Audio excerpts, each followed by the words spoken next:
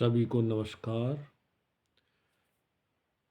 मित्रों, जीवन में सभी के में इस दौर में बहुत दुख है, बहुत तकलीफ़ें हैं और चारों तरफ से समाज का बहुत बड़ा दबाव भी है। आप अपने अनुसार तो कभी नहीं जी सकते।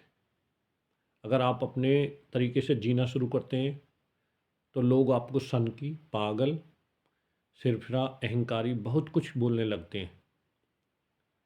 ऐसी अवस्था में बहुत लोग अपने जीवन को उन लोगों के अनुसार ढाल लेते हैं जो चाहते हैं कि आप उनके अनुसार जिएं।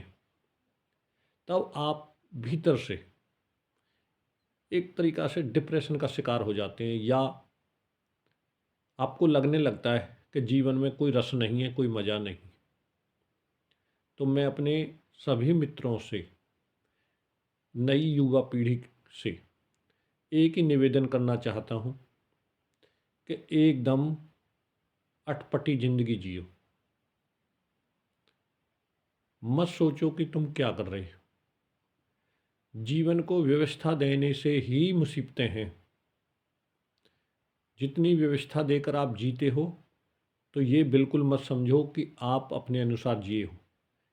इसका सीधा मतलब है कि आपने व्यवस्था अपने आप को इसलिए दी है ताकि आप उन दूसरों, जो दूसरे लोग हैं, समाज है, उनको दिखा सको कि देखो, मैं भला आदमी हूँ,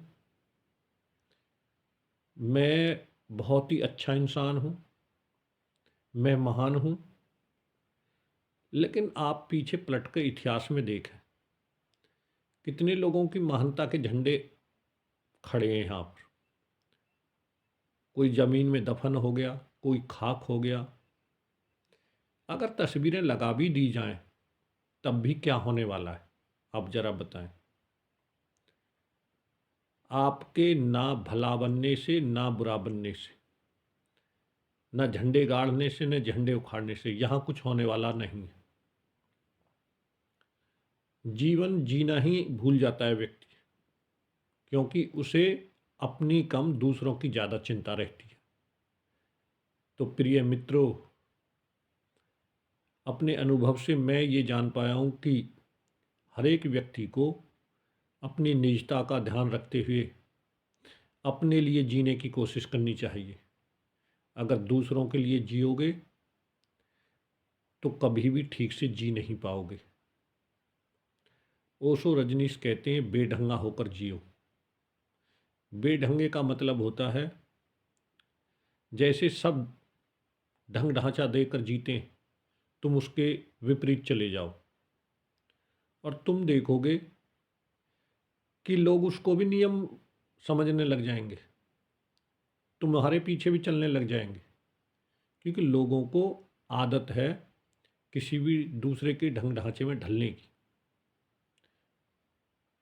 पशु पक्षी जीव जंतु किसी ढांचे में नहीं जीते,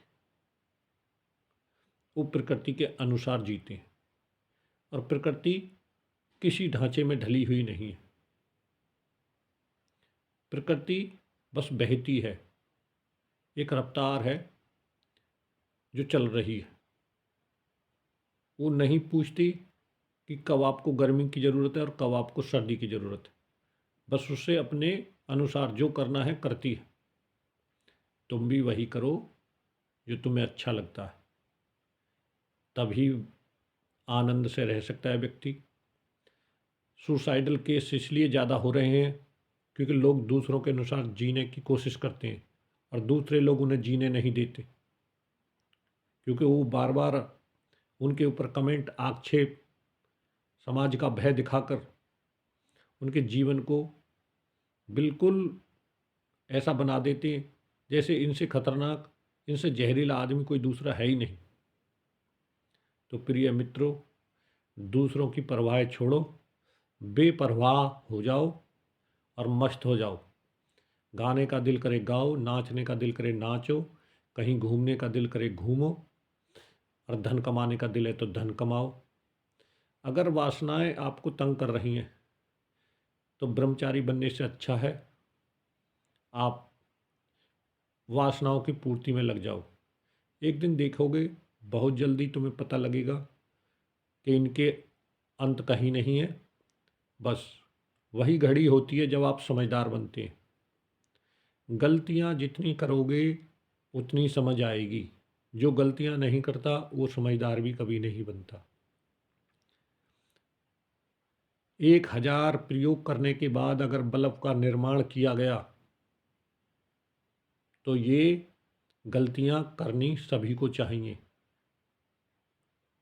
वरना कोई न खोज कर सकता है न जीवन में सीख सकता है।